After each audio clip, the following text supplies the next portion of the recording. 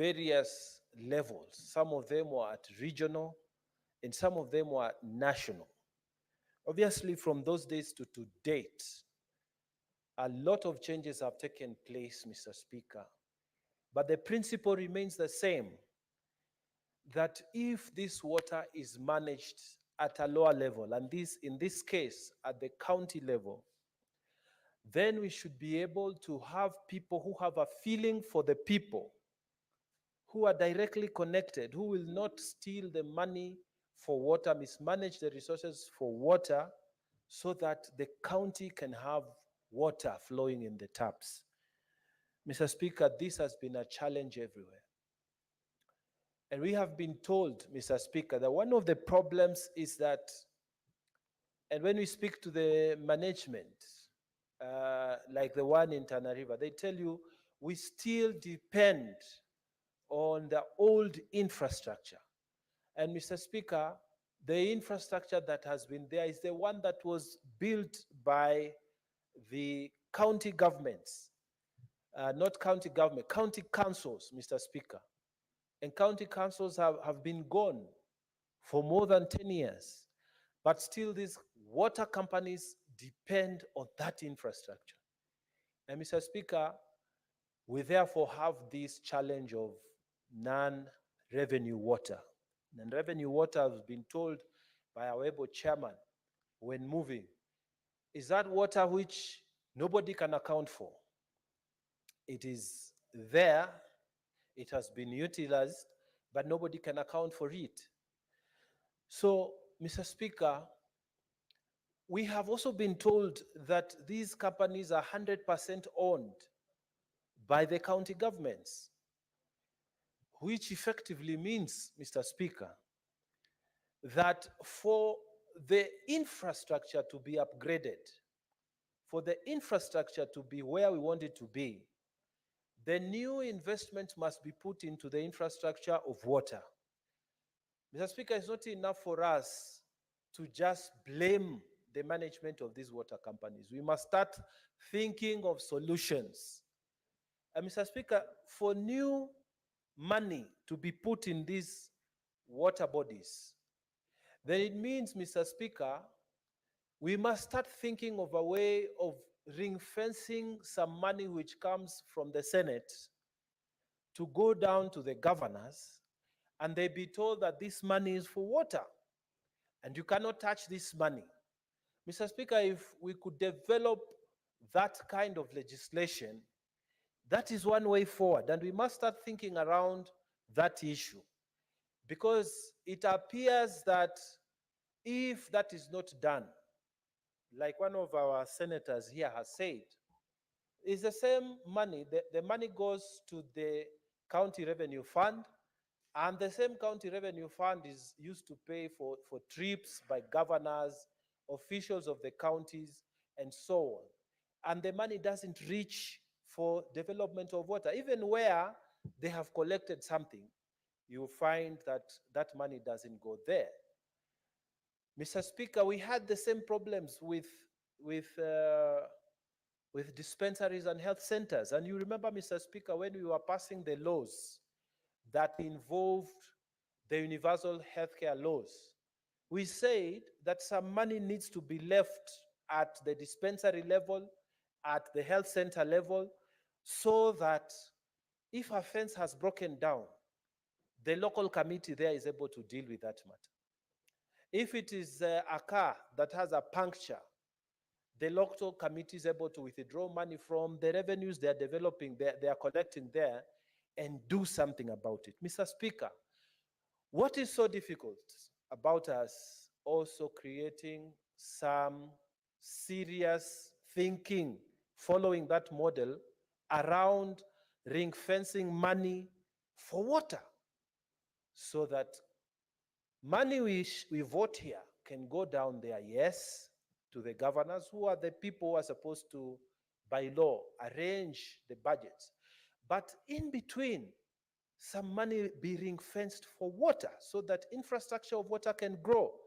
Because no matter what we say, Mr. Speaker, no matter what we do, if the infrastructure of water that we want to use in 2024 is the same infrastructure in Tana River County, for example, that was set up in 1960s by the Tana River County Council.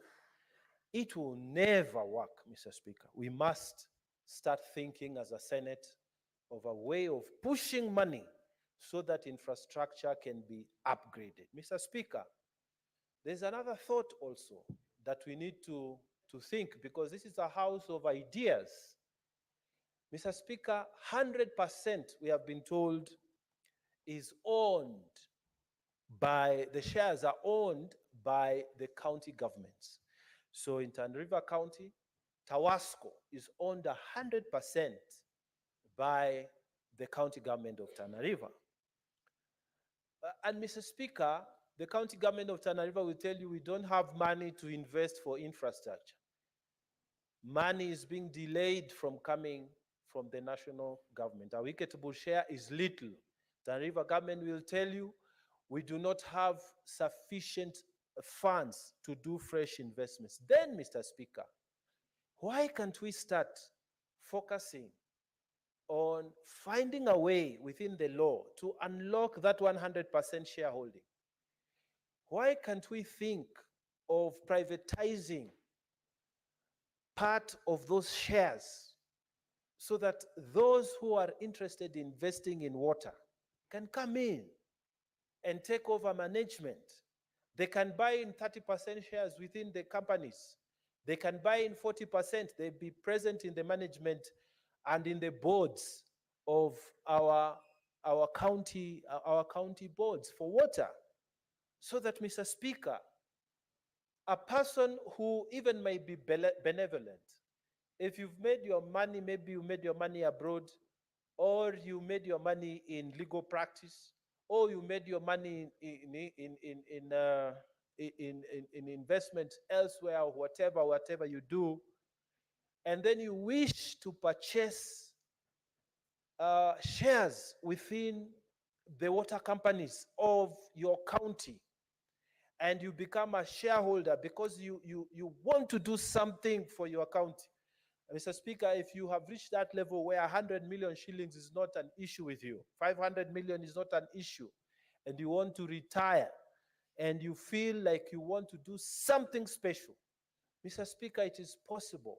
We must find a way in which we can create law that allows even benevolent investors to put in money within our water companies. So that, Mr. Speaker, we shouldn't be, I pity some of our managers in these water companies. They'll come before Chairman Ososi and tell them we are angling for World Bank to give us this money. We are angling for, I don't know what other grants to get. So we need to meet this and this and this and this and this and this requirement. When you look at it, the money they are angling for is 50 million, is 100 million. You know, Mr. Speaker, and they come to Nairobi, they tell you, help us achieve this and the other, and it is money that many Kenyans here can raise if the law allowed them. And then we have this attitude that it's only Muzungu money that will be able to save us. So people keep on talking about monies from out, monies from out, monies from out. In the meantime, there's a lot of money here within this country, in Uganda, in Tanzania, in Somalia, which, if properly structured, can be put into these water companies, and we'll be able to improve infrastructure, and our people will be happy to pay those reasonable bills if they're having the service, Mr. Speaker, because this is the problem. Nobody wants to pay water bills. Why? Why? Because there is no water that flows through your tap, and the next time the water flows through your tap, they bring you a bill for all the months that the water never flowed through your tap. We had an experience, Mr. Speaker, in Tana River County. When the head of state was visiting, suddenly water started flowing in the taps. Head of state visits, Mr. Speaker. Water started flowing in the taps. You know, it shouldn't be that way, Mr. Speaker. And if the problem is investment, then we should create opportunities for people to invest in infrastructure. so that these monies can be used by management to create opportunities for our water bodies to function. Mr. Speaker, having said that, I would like to also say that water bodies, even with the difficulties that they're experiencing, audit is showing us in this Senate that there are some water companies that are just doing the wrong things, just wrong things. And some of these are not difficult to comply with. The law, the National Cohesion Integration Act, Mr. Speaker, has said that if within that county there are some majority tribes, you make sure that 30% should not be occupied by one tribe alone, so that the other people can have opportunities, Mr. Speaker, to be employed. Now, we have many water companies, Mr. Speaker, that have totally ignored these rules. And in this report, Gusii Water Company has been mentioned specifically. But Gusii Water Company is not alone when they are told that 80% of your employees are in contradiction of the National Cohesion Integrity Commission Act. But it's not alone. There are many companies, Mr. Speaker, including my own Tana River Tawasco, Tana Water and Sanitation Company, Mr. Speaker, where they have totally ignored the provisions of the National Commission Integration Act, where you find the people who are employed are from one side. You don't find a proper mix. Small tribes that exist within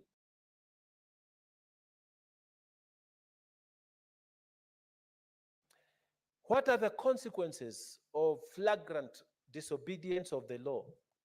Mr. Speaker, we make recommendations in this Senate, but there are no consequences. People come, they tell us they will improve, and next year they come, they are the same, and there are no consequences. Mr. Speaker, I am asking that it is time we started thinking about tightening the laws on people who are flagrantly disobeying the law. Here, we have been told that in terms of financial management of these companies, you have many of them which are getting unqualified opinion of the Auditor General.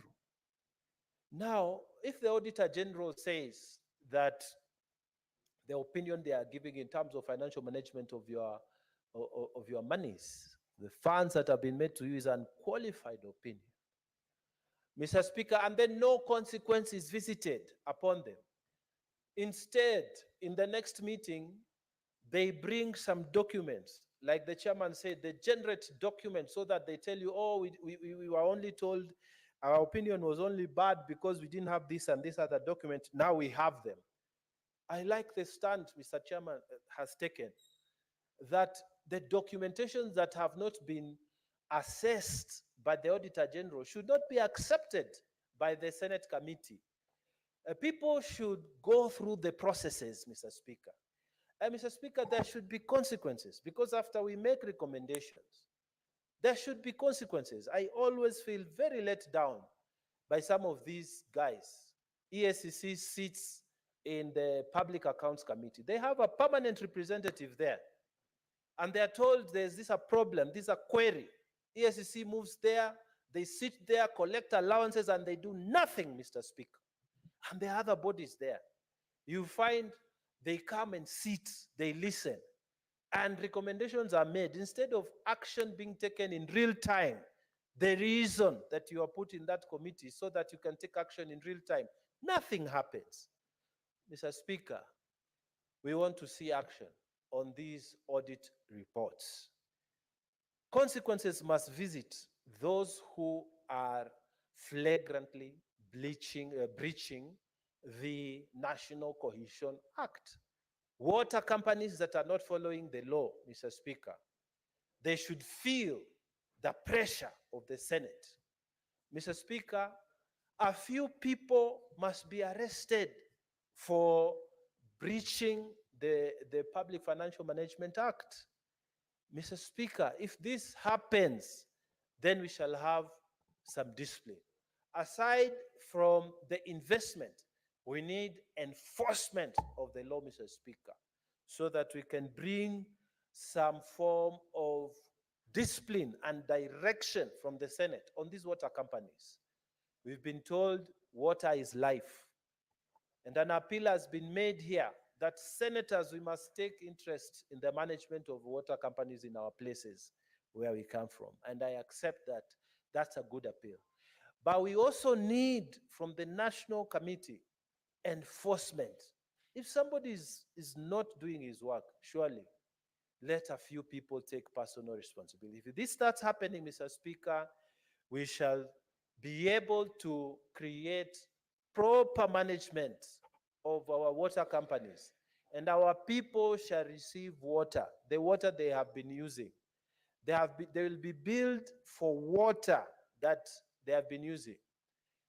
Mr. Speaker, why can't we create water tokens so that just like electricity, I buy my token and I know that after I've used 1,000 or 500, I need to replace instead of waiting at the end of month, alafu naletewa bili ya hewa.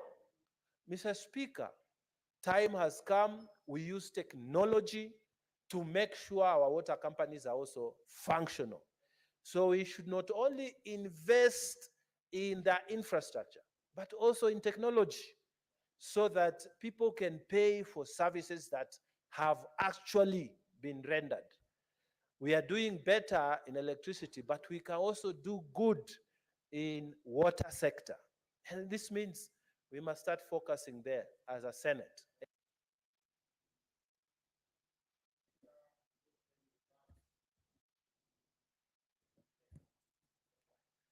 Senator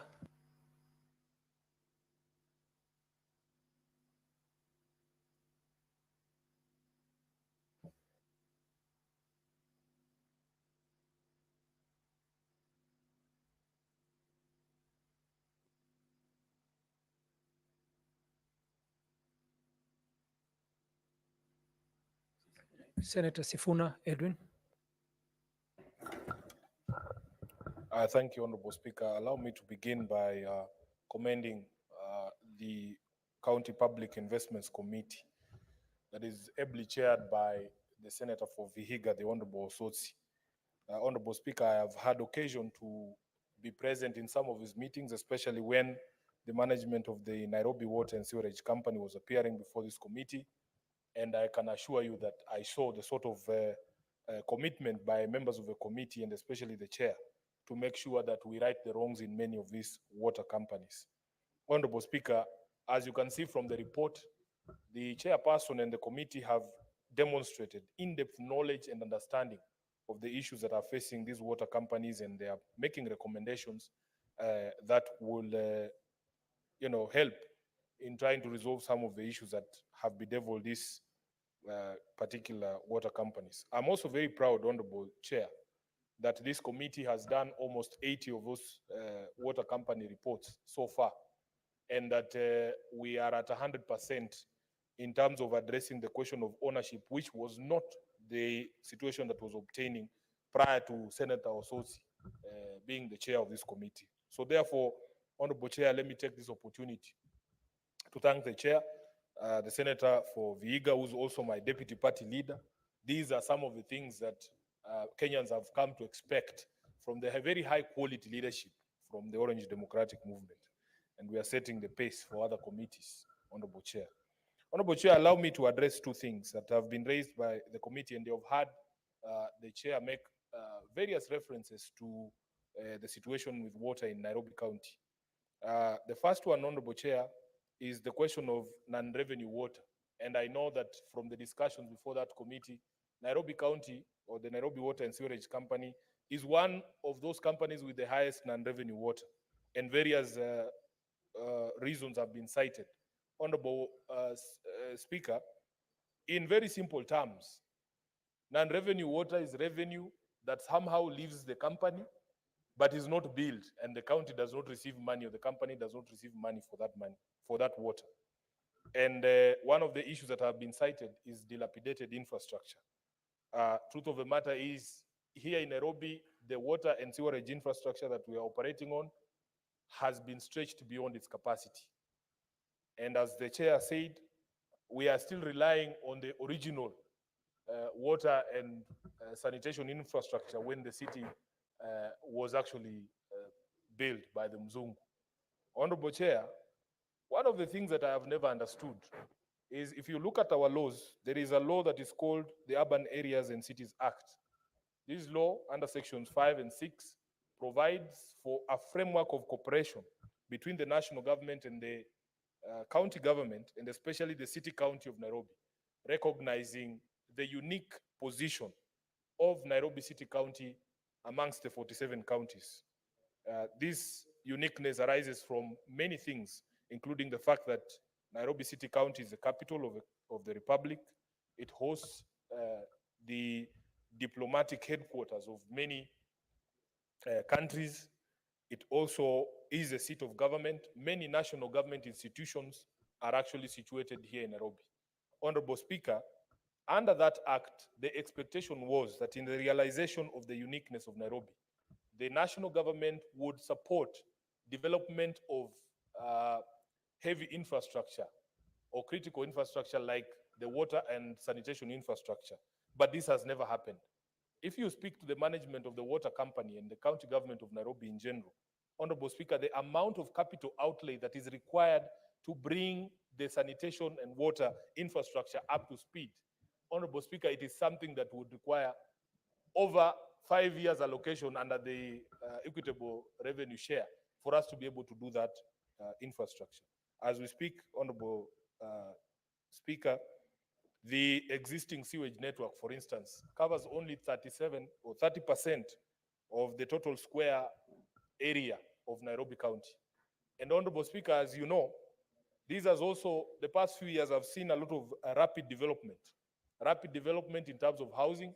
Very many new buildings are coming up, going up to 25 floors, hosting thousands of tenants, but it has not been accompanied by the commensurate infrastructure upgrade that is required. And this is why many of our water and sanitation infrastructure is creaking.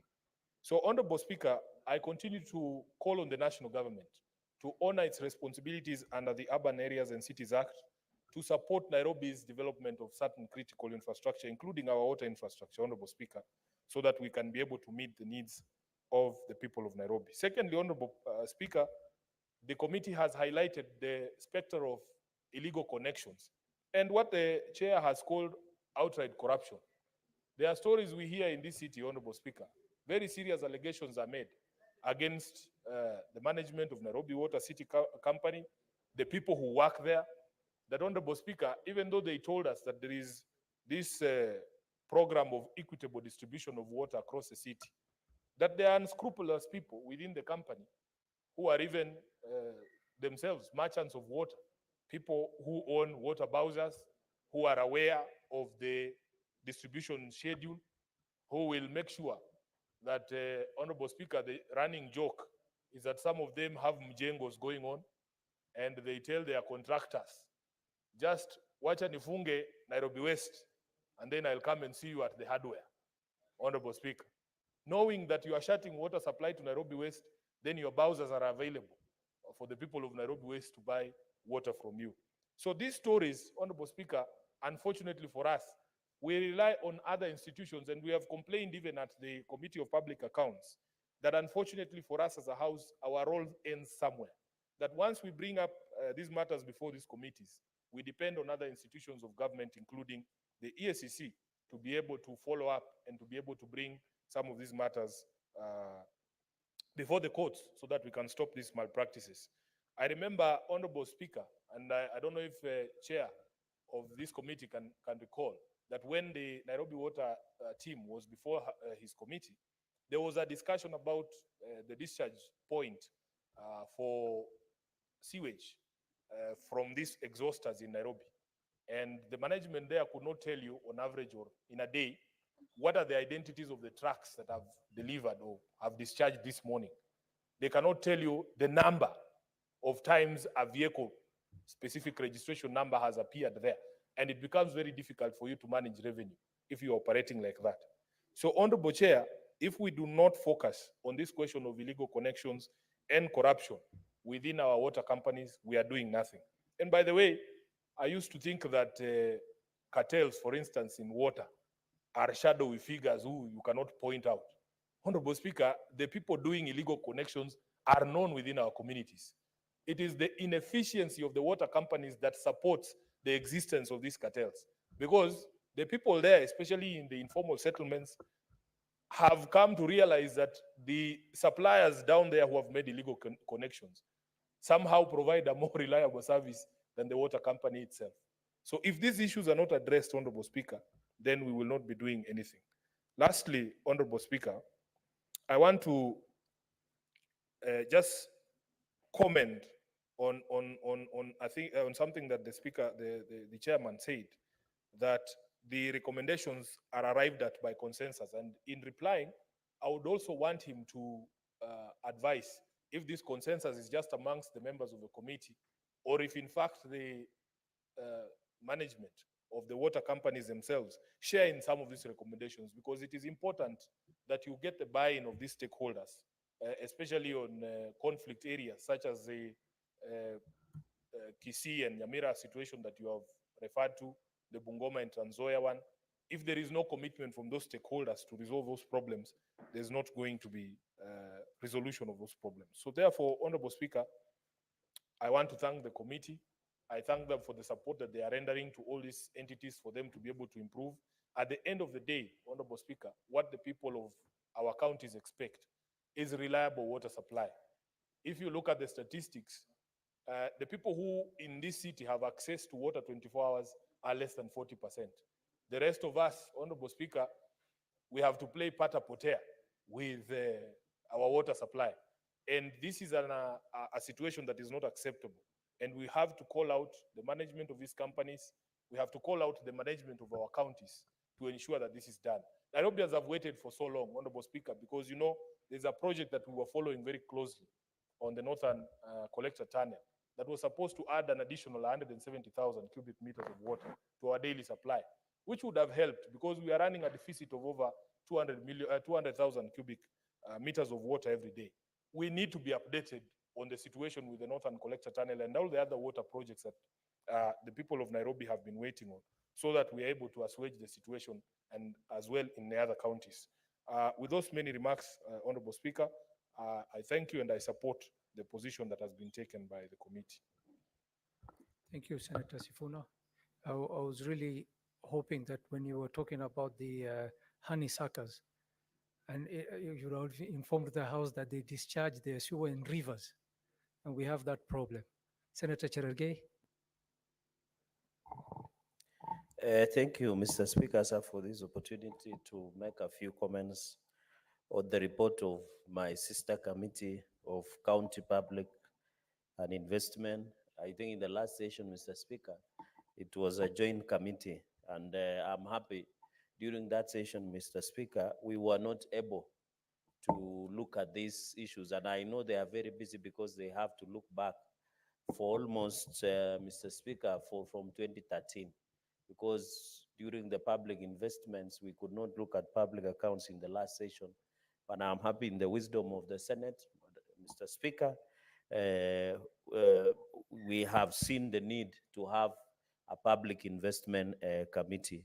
And I'm happy to, this report of 2019-2020, I'm happy with the pace at which the Public Investment Committee of this House is doing its work, led by the Deputy Party Leader of ODM, my brother and friend and neighbor, Senator Otsotsi, for the good job that he's doing, Mr. Speaker. And for us who interacted with Senator Otsotsi in the last session, he was a fiery legislator who almost angamised one of our principals, but I'm happy nowadays he's more calm. Mr. Speaker, on the issue of Amatsi Water Service Company Limited in Vihiga, Bomet Water Company Limited in Bomet County, Gusii Water and Sanitation Company Limited in Kisii, Nyamira counties, and this is where we have problems even in waterworks, Mr. Speaker. Remember, for example, Nandi, there are many shared, Mr. Speaker, even in Nandi, We have a Laureate Water and Sanitation Company that covers both Wazingishu County and Nandi and part of Lesos in Nandi's constituency. We have Kisumu Water and Sanitation Company in Kisumu County, Kwale Sewerage and Sanitation, Nyeri and Sanitation Company, Mr. Speaker, where our Munyoro village is. Mr. Speaker, on many aspects, I want to be very clear, Mr. Speaker, on many issues. I agree that most of our, Mr. Speaker, most of our companies are on the red, water companies, even Kapsabet Water and Sanitation Company, Mr. Speaker. For example, Water and Sanitation Company is under in Nandi County, where we still depend on generators and electricity to pump water into Kapsabet town, Mr. Speaker, and its environs.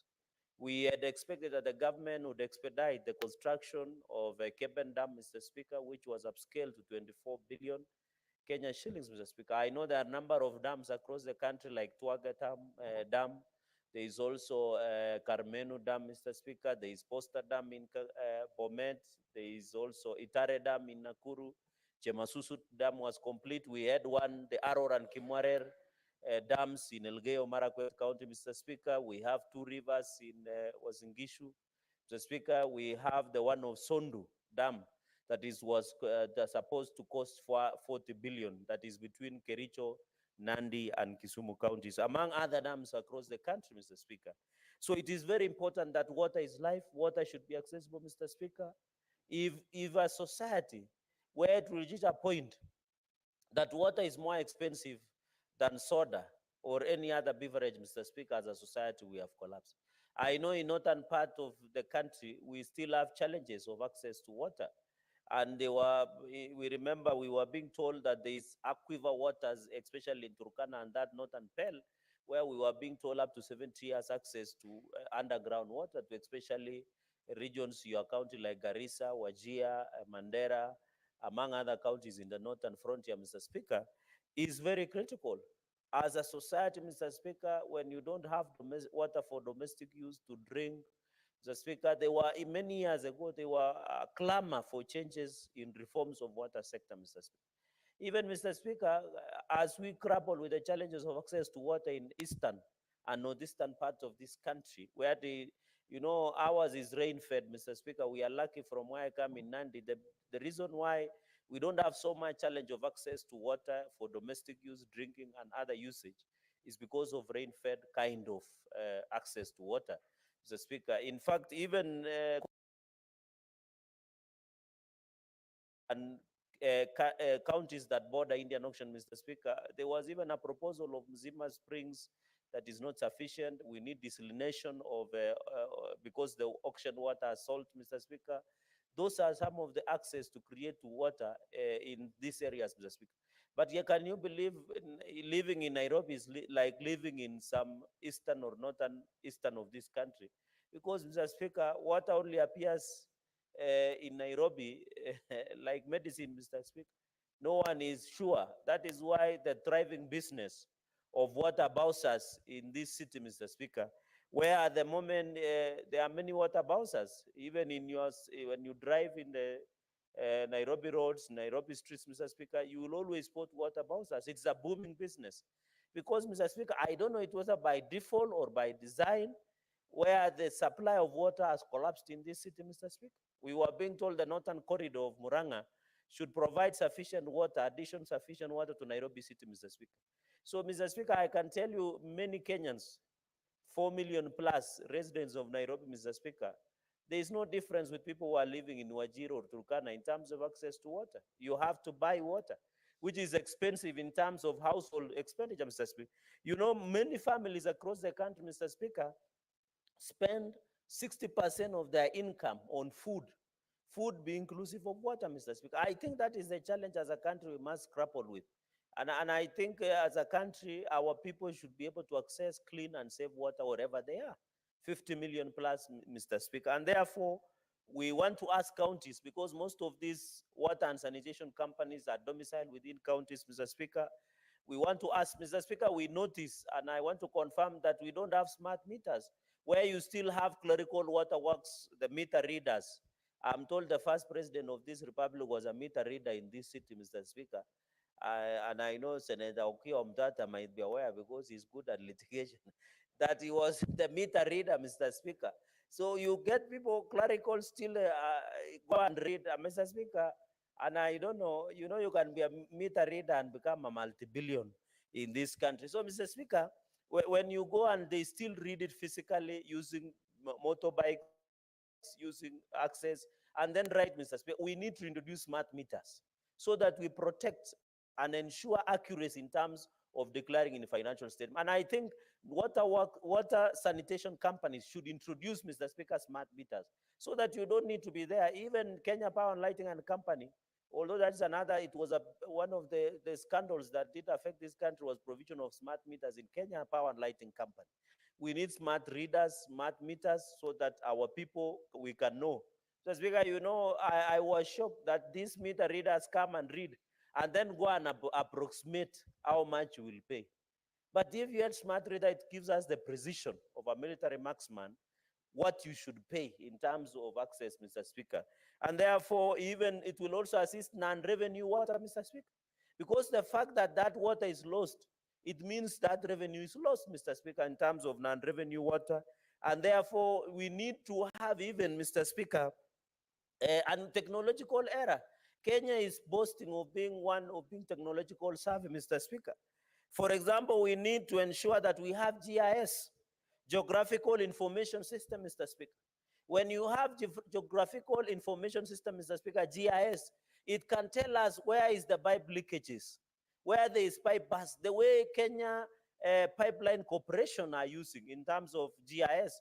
Say that if you are taking fuel from here to Eldoret to Kisumu, these pipes that KPC all the way from terminal, Kipevu terminal or wherever in Mombasa, they should be having a GIS to detect water leakages so that you prevent non-revenue water and loss of revenue because water is spilled or the pipes are burst, Mr. Speaker. So when we have GIS, Mr. Speaker, and I hope the committee led by my brother has noted this, it will assist in terms of ensuring that when you have geographical information system, it can detect the way we detect fuel when there is leakage.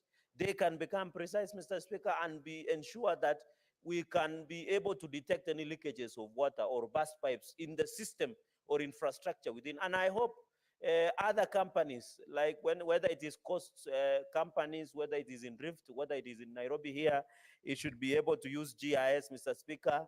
It is something that is easy. And I hope, Mr. Speaker, we should not be told counties or when they're upgrading to GIS that it is taking 104 billion. The way the ICT infrastructure upgrade was done in terms of the upgrade of NHIF and SHA, Mr. Speaker, because the funny part, and Senator Eddie will tell you, the funny part with an infrastructure of app, you need upgrade, you don't own it.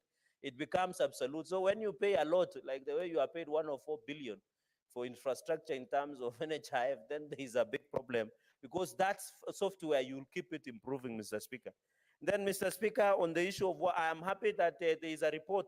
I've seen there is a version, Mr. Speaker, of a mediated version of Water Act. This, Mr. Speaker, should resolve the issue of Water Trust Fund. You remember the amendment that was brought, what we call the Water Amendment Bill of 2023. The intention was to reverse, Mr. Speaker, contravening fourth schedule where water and management and water sanitation and access to water was left to counties, Mr. Speaker. You remember there's still animals called waterworks. Like now we have coastal waterworks. We have Lake Victoria North where Nandi, Kakamega and Figa and other counties are falling within. We have Lake Victoria South waterworks. We have Central Rift waterworks. We have Tana waterworks. We have Tana Adi waterworks, Mr. Speaker. These waterworks undermine devolution. In fact, these waterworks, Mr. Speaker, should be completely taken off. For example, in Lake Victoria North waterworks, where Nandi is, the headquarters in Kakamega, but when you go there, they have hired only one tribe, and yet it covers my county, Nandi, it covers Vika, it covers Kakamega, Mr. Speaker. I think Ngishu was removed, it is now in Central Rift. We are suffering. Most of the development in Lake Victoria North, in terms of even drilling water in schools and hospitals, Mr. Speaker, and other community center, They are only drilled in Kakamega and Vihiga and other areas, but Nandi is left out, Mr. Speaker, because of perception that this region, Mr. Speaker, and it undermines Article 10 or principles of good governance and national values, Mr. Speaker. So when you look at Lake Victoria North, Nandi, when you look at the projects that come to Nandi through that waterworks as opposed to other regions, Mr. Speaker, it is very unfair. And I think it is high time we disband and ensure coastal waterworks, North Rift waterworks, Tana, other waterworks, any other waterworks in the country should be disbanded, because they let the counties and the county governments run those waterworks under the water and sanitation companies. And I hope in the next report, the PIC committee must tell us that we need to bring down all waterworks, because that is where the bastion of corruption is. Most of the dams that I mentioned, like Tuage, Karmenu, Posta, Itare, Keben, and other dams, Mr. Speaker, including Sondu, and including North Rift, and even Aurora and Kimwarer, are run by specific waterworks, Mr. Speaker. These same waterworks are becoming bastions of corruption and inefficiency and ineptitude, Mr. Speaker, at running, Mr. Speaker. Number three, most of the boards that run these water companies in counties and sanitation companies is becoming a big challenge. For example, even in Kapsabet, where I come from, Mr. Speaker, we don't have a functional sewerage and sanitation, Mr. Speaker. It was done by the Mzungu that is near Kiropket, behind Kapsabet town, Mr. Speaker. That even environment impact assessment has not been done by NEMA. In terms, Mr. Speaker, when you go, we are trying to do one in Nandi Hills town that has been given to a contractor near Kosoiwa next to Nandi Hills town, Mr. Speaker. The water and sanitation, in terms of sewerage and sanitation, should be efficient. Most of the sewerage and sanitation, Mr. Speaker, can you believe, most of them were constructed by Muzungu. I think Senator Mungatana said something that as Africans, we need to be careful. We believe that Muzungu money will change us. It will not change. If we want to remove the present neocolonialism of running, Mr. Speaker, this nation, Mr. Speaker, we need to agree, Mr. Speaker, and in terms of, we need to improve that infrastructure. I am happy that as we even do affordable housing, Mr. Speaker, we should also work with ensuring that we have a proper sewerage and sanitation for the affordable housing program, so that we have a complete circuit. So that when you live in a house, you are sure of access to water, you access to sewerage and sanitation, because, Mr. Speaker, most of the sewerage and sanitation areas are next to public places, and public where people live, Mr. Speaker. And I think it is important that we do that, Mr. Speaker. Mr. Speaker, the regeneration of water sources, I have seen Nairobi regeneration program, where the government is trying to hire most of the young people, Mr. Speaker, and ensuring that they have access. Mr. Speaker, number 5, of course, the issue of water service provider in terms of bulk water program, Mr. Speaker, purchase agreement, we must agree, water should be accessible, Mr. Speaker. There is a song in reggae that a society becomes dysfunctional when there is nothing that is of development, Mr. Speaker. There is song that when you look outside the window, do you see anything to smile about, Mr. Speaker? When you see there are more prisons, and I think it is Lucky Dube, Mr. Speaker. Unfortunately, he was felled by assassin. Mr. Speaker, you remember the song "No One Can Stop Reggae"? And last time we could not say that because people of Azimio, like Senator Manzo, was using it. No one can stop reggae. You remember, Mr. Speaker, I think in 1987, Peter Tosh was felled by the assassin, and Lucky Dube, Mr. Speaker, went to sing about no one can stop reggae, Mr. Speaker. And in fact, last month, Mr. Speaker, we are remembering Peter Tosh because he's one of the biggest vibrant in terms of reggae genre, Mr. Speaker. I know, Mr. Speaker, people are listening, like Senator Eddie are listening to Triomio, like Nimekuma, Kufinish Kumalo, Mr. Speaker. And I'm told there is a new one called Iyani, Mr. Speaker, where there is new mastingos, tutakufa kifo ya mende, Mr. Speaker. So, Mr. Speaker, what we need as a country, even as we do regeneration of rivers within, Mr. Speaker, is important. We want to ask, Mr. Speaker, even in provision of bulk water agreement. And I want to see, Mr. Speaker, the mediation report, and I want to thank your office on the water mediation report. We must agree that let us stop undermining and reversing issues that, and Mr. Speaker, All of us who are seated here, you know, one of us senator want to become the deputy president, Mr. Speaker. Many people will become governors. My brothers and sisters are senators. If we do not protect evolution, you will go back to become a governor in Makwene when my brother has finished 10 years. Don't interfere with him in 2027. When he has finished 10 years, Senator Maanzo, you don't want to go and run a county government. That is a shell, Mr. Speaker. Senator Otsotsi, I know your governor is going for the last term. I know you don't see eye to eye, but you don't want to go and inherit a county government that is dysfunctional. Mr. Speaker, as we talk, the counties are yet to receive their disbursement, contravening Article 219, Mr. Speaker. Even in Garissa, Mr. Speaker, your governor is serving the second term, but your ambitions looks beyond the governor level, Mr. Speaker. But the point I'm trying to make, let us not be part of the people who will legislate ourselves out of business. So that we can, I remember Senator Ojila Yako, when he was the senator here before my brother, Senator Eddie, Mr. Speaker, and you know he was the only young man in Nyanza who campaigned with an helicopter. So it looks he is a man of means, Mr. Speaker. We used to tell the people like Senator Ojila Yako, the current governor, that we need to protect devolution. So that when you go back to become the governor, Mr. Speaker, you don't suffer. Mr. Speaker, let us be careful. Even on this report of water mediation version, I want to ask colleagues to be very careful. Senator Otsosi and your committee, you need to assist us. I have seen Senator Kisang, part of the PIC members. I have seen Senator Eddie, who is a member of PIC, Mr. Speaker. Let us ensure counties function into the fruition, Mr. Speaker. Even the issue of running of the companies. I saw, Mr. Speaker, in conclusion, you saw Northern Corridor that is providing water to Nairobi. They need to be compensated. Even in Nandi, Mr. Speaker, we are giving water to Kakamega, but in Tuiabe, there is no water. In Kapkangani, water is no water, yet we give our water to Kakamega. You go to Chebara, where my brother Senator Kisang comes from.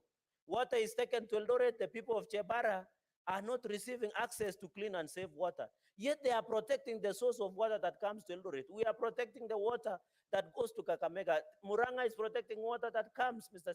I know even in Garissa, it's only a kilometer or so within Garissa town, but there is no clean and access water, Mr. Speaker. Yet the Tana River is just passing outside the city of Garissa, but there is no clean and access water, Mr. Speaker. We must speak as a Senate that to ensure devolution works, access to water, bursary, adequate medical supply, passable feeder roads. That is how devolution will work with this country, Mr. Speaker. Mr. Speaker, with those very many remarks, I want to submit, Mr. Speaker, and support the motion. I thank you, Mr. Speaker. Thank you, Senator Faki Mwinihaji.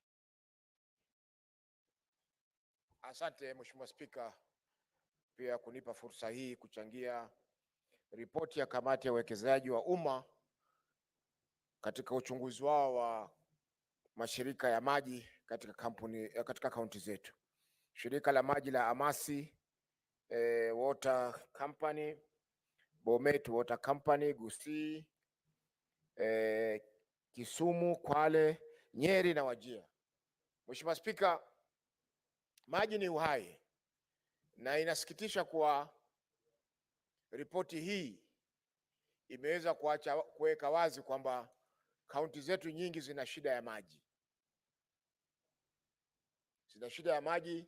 Mashirika ambayo yamewezeshwa kusimamia maji haya, Mheshimiwa Spika, hawajui kile wanachofanya. Kaunti zetu, Mheshimiwa Spika, haziwekezi katika mambo ya maji. Wao wanaona kwamba kuna kampuni wanataka kampuni zile zilete faida kila mwaka, lakini hakuna uwekezaji wowote ambao unafanyika katika zile kampuni za maji, Mheshimiwa Spika. Hata ukiangalia bajeti za kaunti nyingi utapata kwamba kwa mambo ya maji ni zero.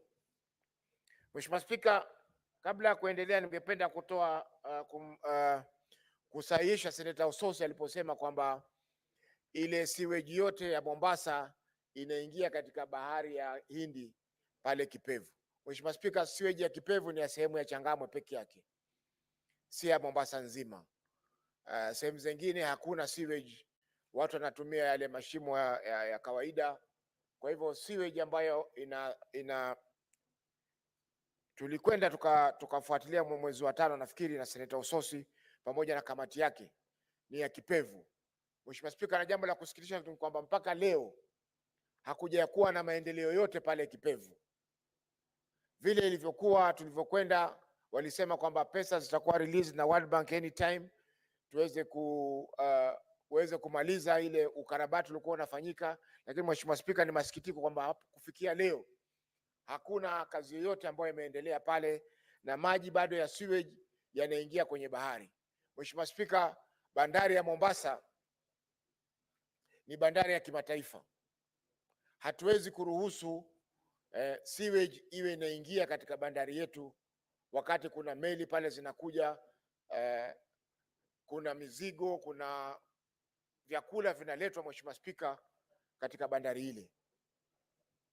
Hii marekebisho, Mheshimiwa Spika, ilikuwa ni mradi ambao umefadhiliwa na World Bank, na tatizo lilikuwa ni kwamba World Bank hawakuweza kuapprove invoice fulani ili waweze kurelease money, waachilie fedha za kuweza kutekeleza na kumaliza mradi huo. Kwa Mheshimiwa Spika, ni jambo ambalo ningeomba kamati kama itapata fursa irudi tena waweze kuliangalia kwa makini, kwa sababu ni aibu kwamba kaunti yetu ya Mombasa inamwaga sewage katika bandari ya Hindi, ambao bandari hii, Mheshimiwa Spika, bandari ya Mombasa, ambao bandari hii, Mheshimiwa Spika, ni ya kimataifa. Mheshimiwa Spika, katika kuangazia mambo ambayo yako katika ripoti hii ni kuwa fedha nyingi zinapotea, maji yanapotea bila ya kuuzwa kwa wananchi ama kwa wale ambao wanahitaji kununua maji yale. Mheshimiwa Spika, kwa Kiingereza wanaita non revenue water. Mheshimiwa Spika, tukiangalia miundo msingi ya kampuni ya sehemu nyingi za maji, Mheshimiwa Spika, ni pipe ambazo zilijengwa nyingine kabla ya uhuru 1963. Mheshimiwa Spika, sasa karibu Kenya imefika miaka 60, pipe ni zile zile. Mheshimiwa Spika, zimejaa kutu ndani. Mheshimiwa Spika, maji yanayowekwa katika pipe zile, Mheshimiwa Spika, hatuna uhakika wa usafi wake. Wengi wetu, Mheshimiwa Spika, siku hizi hakuna anayekunywa maji ya mfereji. Wengi tunakunywa maji ya chupa. Hata hapa katika bunge, Mheshimiwa Spika, hakuna anayekunywa maji ya mfereji kwa sababu hatuna uhakika kwamba je, maji yale ni safi ama sio safi. Kwa hiyo Mheshimiwa Spika, fedha nyingi ama hasara kubwa inapatikana na kampuni hizo, kwa sababu ile miundo msingi ambayo inapeleka maji kwengine, pipe zinaweza kupasuka kwa muda wa mwezi, hakuna anayejua, na maji yanamwagika kiholela katika sehemu hizo. Mheshimiwa Spika, kule Mombasa hivi majuzi walianzisha zile wanaita smart meters. Lakini smart meters zile, Mheshimiwa Spika, haziwezi kupima maji ambayo hakuna. Ikiwa wewe huna maji yanayoingia katika tanki yako ama yanaingia nyumbani kwako, hata ukiwekewa smart meter itakuwa hujatibu lile tatizo ambalo liko. Kwa hiyo Mheshimiwa Spika, uwekezaji katika mambo ya maji, Mheshimiwa Spika, mara nyingi huwa tunafanya zile umuhimu wa mambo kinyumenyume, yani our priorities are upside down. Tulikimbilia kuweka smart meter, lakini maji katika mfereji hakuna. Kwa hivyo hata kama una smart meter, Mheshimiwa Spika, huwezi kuhesabu kile ambacho hakuna. Mheshimiwa Spika, tukiangalia masuala ya uwekezaji katika kampuni hizi, utapata kwamba ni ule mtaji ambao uliwekwa na serikali wakati wa nyuma ndio unaendelea kutumika katika kampuni zile. Kampuni nyingi zinapeleka hasara kwa sababu japokuwa iko haja kubwa ya maji, kila mwananchi anataka kutumia maji, Mheshimiwa Spika, lakini maji yale, Mheshimiwa Spika, kuyatoa katika sehemu zile ambazo yanapatikana mpaka kuyafikisha katika majumba ya watumizi imekuwa ni shida. Mheshimiwa Spika, kwa mfano kama Mombasa, maji yake mengi yanatoka Mzima Springs, lakini Mzima Springs ile kutoka ijengwe 1940s mpaka leo hatujaongeza hata nusu pipe. Sisi yetu ni kukarabati pipe na kuomba pesa za kufanya utafiti wa kuwezesha vipi tutaweza kujenga pipe nyingine. Mheshimiwa Spika, ukienda leo pale Mzima, Mheshimiwa Spika, utasikitika kwamba wale walioweka Mzima Springs waliweka Mzima 1 na Mzima 2 na Mzima 3, lakini leo miaka 60 baada ya miaka 60 ya uhuru, zaidi ya miaka 60, tuna Mzima 1 peke yake ambayo ndio inapeleka maji Mombasa. Mheshimiwa Spika, sehemu nyingine ya maji ya Mombasa ni yale maji yanayotoka katika Mwache, na sasa Mwache Dam inajengwa tena ili iweze kusaidia watu wa Mombasa kuweza kupata maji rahisi. Lakini Mheshimiwa Spika, bado kuna mizozo baina ya kaunti zetu, japokuwa maji zile sehemu za maji ni sehemu za kitaifa, lakini bado kaunti zetu zina maji. Kwa mfano, hapo nyuma kulikuwa na mzozo baina ya Kwale County na Mombasa County kuhusiana na zile mradi wa maji wa Mwache. Watu wa kaunti wa Kwale walikuwa wasema maji ya Mwache yatumike Mwache peke yake, na hali yale maji ambayo yatapatikana pale katika Mwache Dam yatakuwa yanaweza kutumika Mombasa na kufaidisha pia watu wa Kwale. Mheshimiwa Spika, sehemu nyingine ambayo inaleta maji katika kaunti ya Mombasa ni Marere ambao pia iko Kwale. Hivi majuzi, Mheshimiwa Spika, wale watu wengi wanaokaa sehemu za Changamwe constituency, Jomvu constituency katika kaunti ya Mombasa walikosa maji kwa sababu maji yote ambayo yalikuwa yanatakana kuja Mombasa yalikuwa yamepelekwa Kwale mjini ili kusaidia maandalizi ya Mashujaa Day ambayo ilifanyika juzi. Mheshimiwa Spika, hayo ni masikitiko makubwa kwamba mpaka sasa tunaweza kufungia maji karibu watu 1,000,000 maji yaweze kupelekwa sehemu moja kwa sherehe ya siku moja. Mheshimiwa Spika, kwa kumalizia ni kuwa maji ni uhai. Mheshimiwa Spika, maji ni uhai na hakuna uwekezaji wa kibinafsi katika masuala ya maji. Tukiangalia kaunti zetu nyingi, Mheshimiwa Spika, kama ni Watabuza wana 1 ama 2. Ukiangalia Mombasa nyingi labda ziko 3 ama 4, kwa sababu moja iko Likoni, moja iko Changamwe, moja iko Kisauni na moja iko Jomvu. Hii Mheshimiwa Spika, kama ingekuwa kaunti zetu zinaekeza katika masuala ya maji, ingekuwa wananchi wanapata maji ya rahisi, maji ambayo yana uhakika kwa sababu ni masafi, na vile vile pia zile kampuni za maji zitaweza kupata fedha za kukimu mahitaji yao. Lakini Mheshimiwa Spika, ukiangalia kila mwaka balance sheet ama hisabu za fedha za kampuni hizi, wanaendelea kupata hasara na kupata hasara na kupata hasara. Hivyo basi inabidi wananchi warudi tena kuingia mifukoni mwao ili kufadhili kampuni hizo, kwa sababu kampuni zenyewe hazina njia ya kuweza kupata fedha za kuwawezesha kukua. Mheshimiwa Spika, jambo jingine pia ni kutegemea zaidi misaada ya mashirika ya kimataifa kuhusiana na masuala ya maji. Japokuwa ni wafadhili wetu na wanatusaidia, lakini Mheshimiwa Spika, imefika wakati sasa lazima sisi pia wenyewe tujisimamie. Haiwezekani kuwa serikali inaweza kutoa kwa mfano maji wanaopata watu wa Mombasa yanatoka kwa Coast Water Services Board ambayo wanauzia shirika la Mombasa Water, na wao wanapewa muda wa kulipa kama ni siku 90 ama ni siku 100. Mheshimiwa Spika, hiyo inaitwa credit window ambayo inatumika.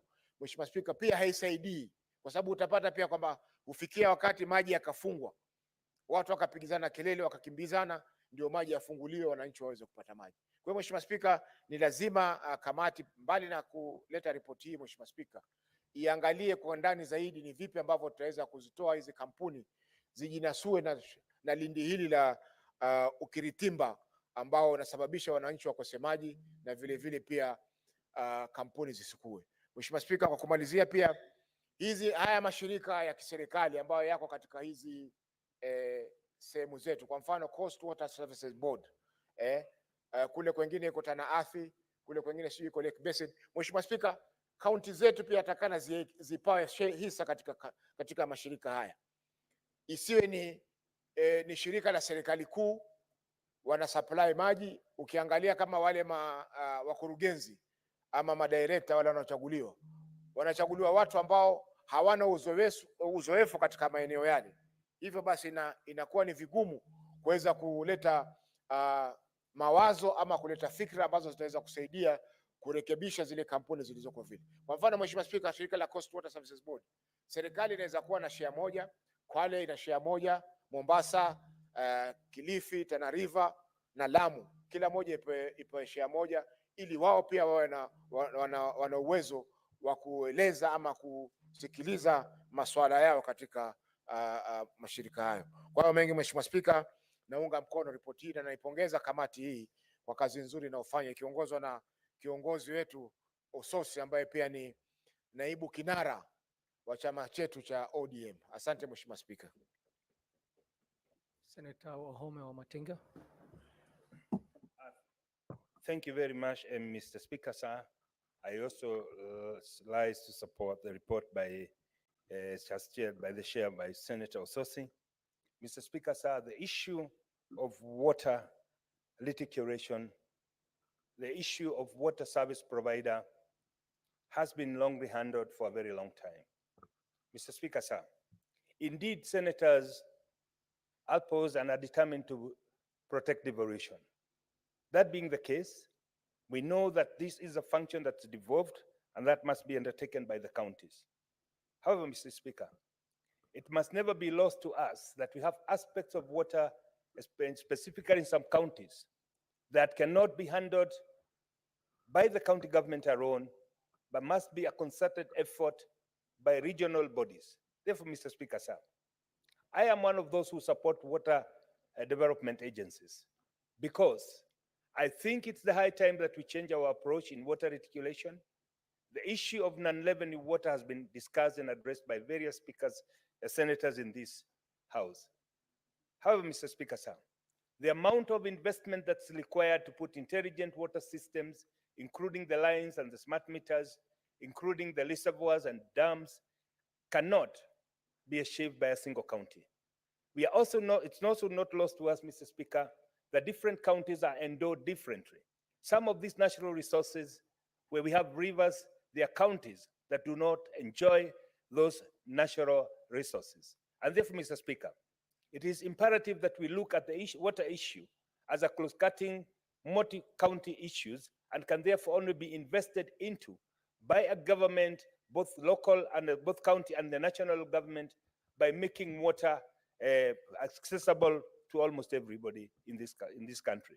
Mr. Speaker, sir, if you look at the counties, and I'm happy to say that Nyeri County is one of the counties that has water, have little water challenges. However, that is only limited to some sub-counties in Nyeri. When you go to Kieni, that is Kieni West and Kieni East, we have proposed dams, Karimeno Dam that was proposed way in the 60s, Narumoro Dam that was proposed at around the same time, but garnering the resources and the budget required to come up with those dams, Mr. Speaker, has remained a challenge. But that can be achieved, Mr. Speaker, if we have now the new approach of public-private partnership, where we make water a tradable commodity and ensure that the private equity flows into the business. Mr. Speaker, sir, non-revenue water, some of the companies having as much as 70% cannot not left unchallenged, because if we are able to address the issue of non-revenue water, then we would be generating enough resources even to address the issue of the equity that's privately acquired. Mr. Speaker, sir, this can only be possible if we also have a paradigm shift in the way we think. In other countries, Mr. Speaker, we know that pension funds are invested to develop the infrastructure.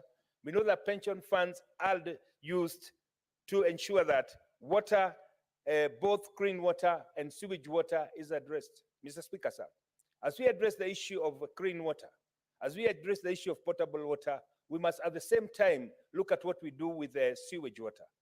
Mr. Speaker, in many counties, Nyeri County included, most of the areas do not have a functional sewage system. That means that most of the water that is used finds its way back into the rivers again. This, Mr. Speaker, we know it is against the SDG goals of which Kenya is a signatory. And therefore, Mr. Speaker, sir, we must address the issue of ability to raise equity. We must address the issues of ability to attract investors into the water sector. And some of the water bodies, some of the water service providers, Mr. Speaker, they are too small to achieve economies of scale. Sitting in the water committee, Mr. Speaker, we had a recommendation that we must look at what the size of our water company is for it to be able to achieve economies of scale. As much as we talk about the issues of governance, Mr. Speaker, it is also imperative that we also look at how big it is. We know for you to be able to achieve a certain magnitude of investment, you must also have a certain number of consumers. Therefore, Mr. Speaker, as much as we talk about this being a devolved function, it is also important we try to look at a new approach of having regional bodies that where counties can merge and have a water service provider that can be able to achieve economies of scale. Having said that, Mr. Speaker, it is also important to look at the way the boards of management in water bodies are formed. Most of these, Mr. Speaker, are people who are appointed politically because they are politically correct.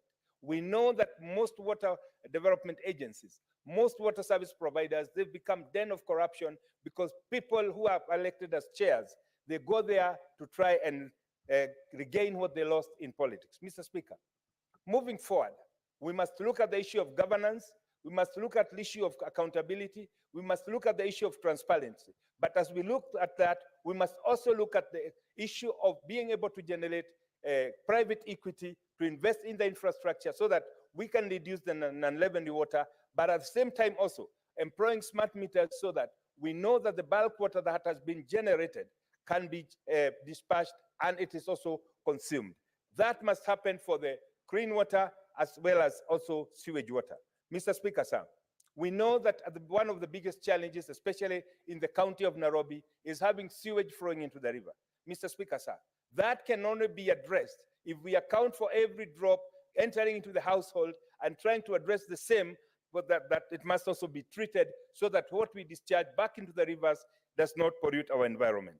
Mr. Speaker, sir, the issue of water in some counties has become quite a disadvantage because of their geographical location. But we know, Mr. Speaker, sir, by embracing the light technology, by embracing water harvesting technology, and as also water usage services, we can be able to ensure that most of the water that we take into our houses is intelligently used. I do remember, Mr. Speaker, sir, one of the motions that I tabled when I came to this house was application of intelligent water usage in buildings. Mr. Speaker, sir, as we do with the movement sensors that charts the light on and off depending on whether the room is occupied, we can also have taps, we can also have water reticulation system that is intelligent so that you do not have somebody using one bucket of water to brush their teeth where they can also use just a quarter of an acre grass. Mr. Speaker, sir, this can only be achieved if we come up with the right legal framework, if we have a holistic approach that does not look at water as an isolated county issue, but rather as a national approach whereby we would have the law. And that is why I am one of those who support the bill that addresses the issue of bulk water. Why, Mr. Speaker, sir? We know in most countries, in Western countries, water, because it's a tradable commodity, it is able to attract investors, and therefore, even the management of the reticulation itself, because this is an asset that must be able to amortize itself, it is managed in a more prudent way. This can also be achieved, Mr. Speaker, if we take the same approach. The Northern Collector Tunnel has been named here several, Mr. Speaker. We know if we had put that private equity into that by now, we could have realized the project. By now, we would be selling the commodity. And at the end of the day, the goal of having cheap, clean, and affordable water will be achieved. Mr. Speaker, as I conclude, I would want to commend Nyeri County because we've been performing very well. It is one of the counties where we have the least non-revenue water. But having said that, Mr. Speaker, it is also not lost to me that we still do not have reticulation infrastructure that reaches all the household. At about 70%, Mr. Speaker, sir, we still have another 30% to go, and this can be achieved if one will renew our infrastructure. And to do that, I think it's the high time that we come up with a legislative framework that will allow the water bodies to be able to access private equity from the banks by making water a tradable commodity. Mr. Speaker, sir, I want to take this opportunity to thank the committee for having come up with this report. And I think for the senators, it is a challenge that, yes, we must look at the water service providers. We must put a keen eye on that because that is one of the low-hanging fruits, something that we can be able to realize quick gains, and by so doing also help our legislators, our people. Thank you, Mr. Speaker. I support. Senator Daniel Manzo. Thank you, Mr. Speaker, for giving me an opportunity to contribute on this very important report. Mr. Speaker, although Makueni County is not named here, and this was up to 2020, 2019 to 2020, I'm sure the next report, Mr. Speaker, will include Makueni County. But most important, Makueni County, Kitui County, and Machakos counties are served by River Athi, among other rivers, whereby River Athi goes through Nairobi. One of the worst things which has happened to this river is that raw sewage, and especially by the honeysuckers, is released, fresh to this river. There has been an effort to clean up River Athi in Nairobi. I've seen the president launching cleanup projects, but as soon as he leaves, the people who are supposed to clean the river, they also leave with him. And therefore, it becomes like a PR exercise, and the water downstream continues to be dirty. With the sewerage systems in Nairobi, last week, and even the last 2 weeks, have been releasing raw sewage water to River Athi, and it is green through Machakos, Kitui, and Makueni. And most unfortunately, Mr. Speaker, a lot of Kenyans use this water. It is used by many water companies in Makueni. And therefore, we must come up with a system to make sure that there is clean, safe water be consumed by the people in Kenya. Mr. Speaker, there is water storage, and the water is devolved under Schedule 4 of the Constitution. But unfortunately, the national government is still holding 90% of all the water systems. The counties have not received their monies in the last 4 months, and it must be very frustrating for a governor to sit in the county. You want to deliver water to the people, and you have no money to do this. Mr. Speaker, there are boreholes, most of them mismanaged through these companies, most of the money collected and stolen by individuals. In Makueni, out of the water companies from the last report, only the Kibwezi one, which is somewhere on Mombasa Road near Kibwezi town, seems to have performed better. The rest, you could not account for the monies. You could not account for so many things, and yet a lot of money has been put into these water companies. So what do we need to do, Mr. Speaker? The country needs water. I started hearing it from the Moi era in 1986 when I was in primary school, that every home is going to have clean water. Up to today, water is still far away from most homesteads in Kenya.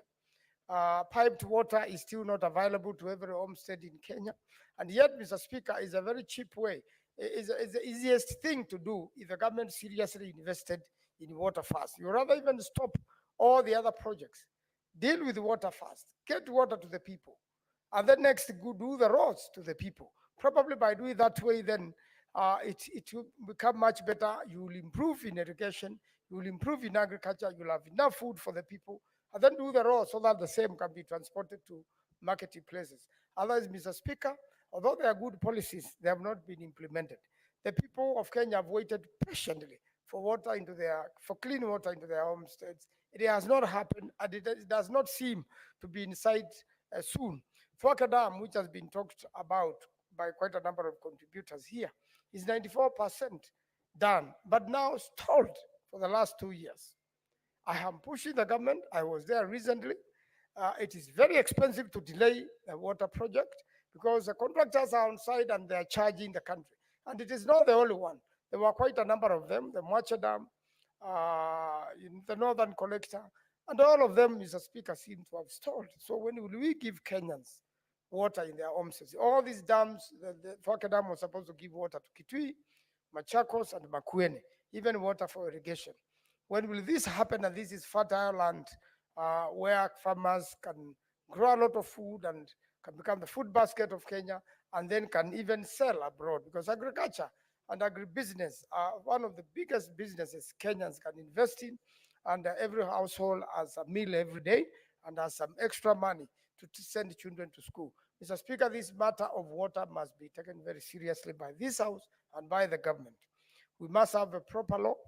We must actuate and make actual the delivery of water services to the people. We must make sure that the pending projects are completed. I am wondering why the Treasury is frustrating the Ministry of Water so much, why the Treasury is frustrating the counties so much.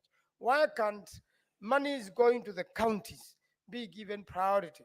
so that the governors can prioritize on water. When you look at the no-trash water, which the Center for Narok was talking about, it comes from somewhere Mount Kilimanjaro. For many years, it went to water flowers of individuals. And then the moment it was supplied to the communities around Kajiado and Makueni, then it became another big problem. And corruption, serious corruption, have riddled these water companies. There are as many corrupt officials as you can get. There's no capacity even to try them. ESCC does not seem to have a capacity to deal with this. And even the police does not seem to have capacity to deal with the corruption in water services company. It is a high time Kenyans became responsible where they work, where they deal with water, so that there's no stealing and the money is collected. I want to finish on this. The money is collected. If you can have a system like an M-Pesa system, pay bill system, then all these monies will be collected into one place and the account can be seen and can be accounted for, and the counties can make sure it is accountable. We need to invest in that so that we have enough monies to continue investing in water. And I really want to urge that let Treasury release monies related to Twake, release monies to the counties, and let's give people clean water in the country so that we can have a healthy nation and we can use it to do agriculture and we can use it to grow the nation. Thank you, Mr. Speaker. Senator Abbas Sheikh Mohammed. Thank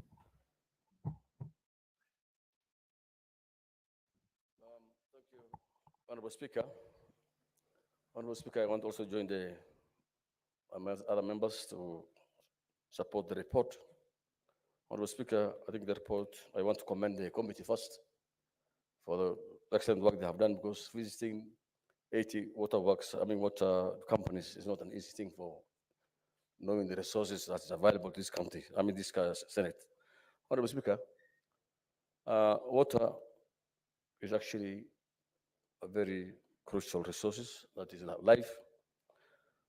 Kenya has actually plenty of water, but always scarce to be utilized by people or accessed by people. Honorable Speaker, Kenya also has the highest number of institutions that manages water. We have almost 12 water works, 9 other regional developments, all and the companies on every county that manages water, but water is never available at a given time on demand. I think it's just purely on lack of management and lack of transparency. Honorable Speaker, the water companies in the counties are actually almost not functional, most of them, especially my county, Wajir Wasco is actually getting resources from World Bank, is getting money from the counties, but of course, the counties are not even, the water work company is not even able to pay itself for some times now, and even up to 200 staff were laid off, and to date, they have not been paid their dues for almost 5 months they worked, and whatever, any other gratitude. However, until some of them went to court, and it's only this week, some payment has been done. About 70 of them have been paid for 4 months, and the rest have not been paid. And that much, the county is actually, the Wajir Wasco is actually in obsolete, they're in need of money. Still, the money is available from the World Bank. It is there, the council also supporting, but because it's not well managed, that resources are not well managed. And at the same time, one other thing is the county, the company is actually experiencing issues to do with resource generation. Wajir doesn't have a pumped water source. There's no rivers, it's landlocked. It depends. Wajir depends on boreholes, the groundwater. We have about 600, currently 600 boreholes. And these boreholes have been managed by communities in different parts of the county. Boreholes have been run by communities. It has now become a cash cow for the communities. Instead of paying money now to the Wajir Wasco, the communities are not ready to give back the boreholes to be managed by the counties. Honorable Speaker, I think the most important thing now is that my committee, the committee of devolution now, water is actually a devolved function. But the problem is that of the 9 water agencies and many regional, I think there are about 4, like Victoria, Tana water, and the coast water, all these guys don't want to release these institutions back to the counties. I think the high time that this house must be able to support the, the counties so that at least these functions can go back to, be taken back to the counties. One other thing is, Honorable Speaker, most of these companies have are non-entities actually. Most of them are not even registered. Some of them, they don't have legal status, and they cannot be operating officially, legally. And the way it is being run, even appointments are done by the governors. The boards have been appointed by the governors, and actually most of these companies are supposed to be independent from the county management. So the county executive, but it's still micromanaging it, and they do all the appointments, and therefore that is, I think, the causes as to why the companies are not functioning well. One other thing is, Most Honorable Speaker, the money been received from donors are not being actually audited. And I think that's why the CP guys need to go at least in depth companies, so at least we can be able to know how they manage their resources. Most of them don't even have their own generated own source funds. The money is not actually even accounted for. So it's the high time that, because the World Bank or the counties cannot be able to manage the water companies for the people of the respective counties. So we need these companies to be at least viable, be able to generate their own resources, so at least they can be able to sustain themselves. Otherwise, as it is, I think it will not go far, and most of them will be closed down. One other thing is actually legal status should be done. They should have, these companies must be registered and must have shareholders, so at least they will be able to generate their own funds. Because a limited company cannot be having its own, be depending on resources from the counties and the World Bank and all these other NGOs and other donors. One other thing, Honorable Speaker, I think there's also duplication of works. The company is working there. The company is supposed to take over water resources and water management. We have also the Department of Water in the same counties. We're also equally doing the same businesses. So I think we need to have, to divide the responsibility for these two institutions, and then these other companies, these other regional water works and water agencies should be revolved eventually. And this is actually what we're now doing. We're meeting with all the stakeholders, I think in the course of the next month, so that we'll be able to devolve these functions back to the counties. Thank you so much, Mr. Speaker. Senator Beatrice Ogola. Honorable Speaker, I thank you, and I want to support this motion and particularly applaud the leadership of this committee, Honorable Speaker. This committee is led by the very able Deputy Party Leader of the ODM party, Senator Geoffrey Atieno Ososi, who has a future also elsewhere out of this Senate, Honorable Speaker. Honorable Speaker, water is life. In the SDG 6 talks about clean water and sanitation, Honorable Speaker. And we all know the relationship of clean water to health. We know the relationship of water to food. We all know the real critical space that the availability of water played in this country when we had the disastrous COVID, Honorable Speaker. And Honorable Speaker, water remains a basic need of all of us. And that is why the provision of water is so critical to this nation, Honorable Speaker. There's the 9 reports of water companies of Busia, Elgeyo Marakwet, Kirinyaga, Kilifi, Mandera, Migori, Mombasa, Laikipia, and Tharaka Nithi, Honorable Speaker. But the obstacles that we continue to meet in this sector remains uniform in all the counties, Honorable Speaker. In the report, Honorable Speaker, the committee makes reference to aging infrastructure. Honorable Speaker, I was lucky to have served as a CEM of water for some 6 months in Homa Bay County during some transition as we are going for the 2017 election in Homa Bay County. I was then the CEC of lands, but I had the privilege to serve as CEC of water for some 6 months. And Honorable Speaker, all the challenges that this committee talks about are challenges that I encountered when I had that short stint as the water CEC. Honorable Speaker, the infrastructure that our counties have, especially in the municipalities, in the county headquarters of the county, remain the same infrastructure that has been there for all the time that those towns have been there. In particular, in Homa Bay Town and Homa Bay Municipality, we have an aging infrastructure. Despite the growth that has been there, then it means, Honorable Speaker, that this infrastructure cannot consistently and sufficiently serve this growing population in the town. So as much as the Lake Victoria South Water Board has dealt with, through development partners, has dealt with the availability, the supply of water.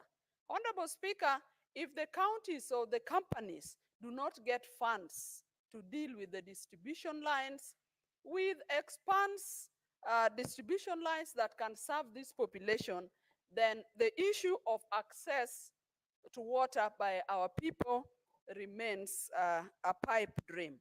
And that is often why this water system breaks down, because if it's going to be pushed to pump water to all the areas of the towns or the catchment areas, the infrastructure that is available is not able to do so.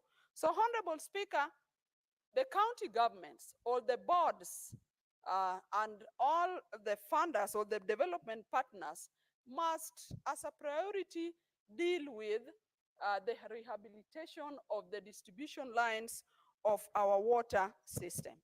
Honorable Speaker, along the aging infrastructure, we also have corrupt practices within these jurisdictions.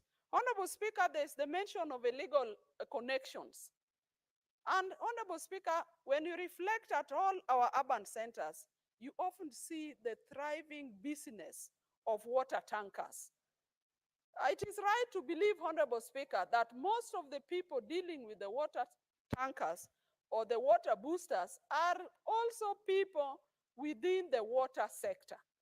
And Honorable Speaker, then it means that they are able to cause inadequacies in the provisions of water so that they are able to make their businesses thrive, Honorable Speaker. Honorable Speaker, water remains a basic need.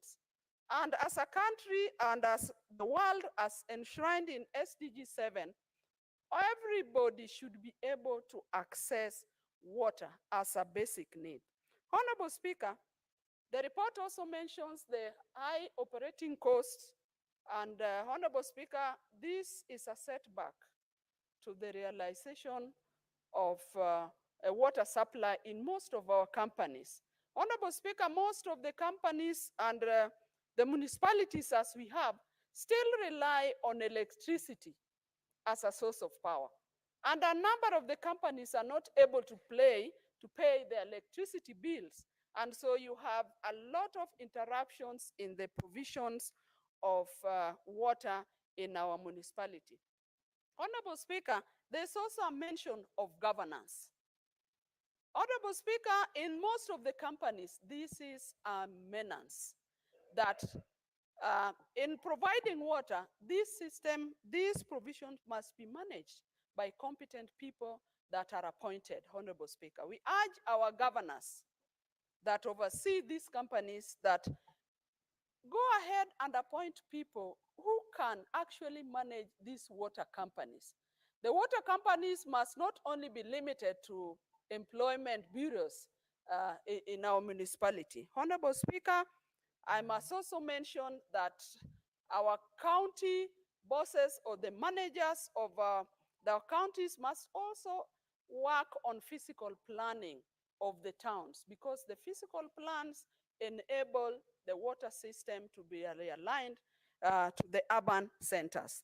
And lastly, Honorable Speaker, I also want to mention that water provision must not only be limited to the urban space, that everybody in this republic deserve the provision of water.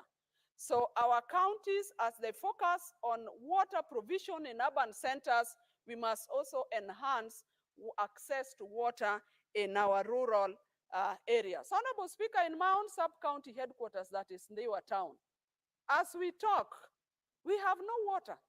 And yet, the Lake Victoria South Water Services had invested in a borehole in Ndiwa Town that is capable of serving the whole town and the environs, that is not limited to 1 or 2 wards in that sub-county. But what is happening, Honorable Speaker? The borehole is available, water is available, but distribution, all the lines are destroyed, Honorable Speaker.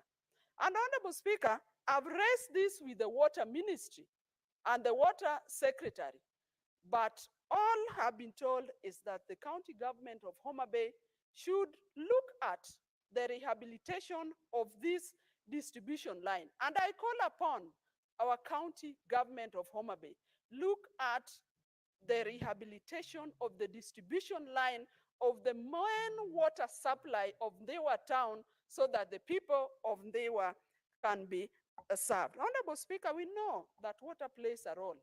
Water is related to health, as I've said, to food, and even to security. Honorable Speaker, in this country, we've had situations where we have floods when there rains. And yet we see that our government is not able to harvest this water in time so that it can solve the scarcity of water at times of drought. So rightly, we walk from drought and then we run into drought. And we see how drought is related to lack of food and security. Honorable Speaker, I live and I support this motion. I want to urge Kenyans that Kenyans, let us go for courses that will serve the water sector. The water sector is able to give a solution to the unemployment situation we have in this country. Honorable Speaker, this country will lack adequate plumbers, we lack adequate water engineers, and this can be solved by our people, our Form 4s that leave school, going for artisan courses, going to the Kewi school. The Kewi school is sufficient enough to train skilled manpower for this sector. Honorable Speaker, I support. Thank you, Senator William Kisang. Thank you, Honorable Speaker. Honorable Speaker, I also arise to support this motion and also admit that I'm also a member of this particular committee and thank the last Senate 2017-2022, Honorable Speaker, because in its own wisdom, they saw the need to split the oversight committees into 2.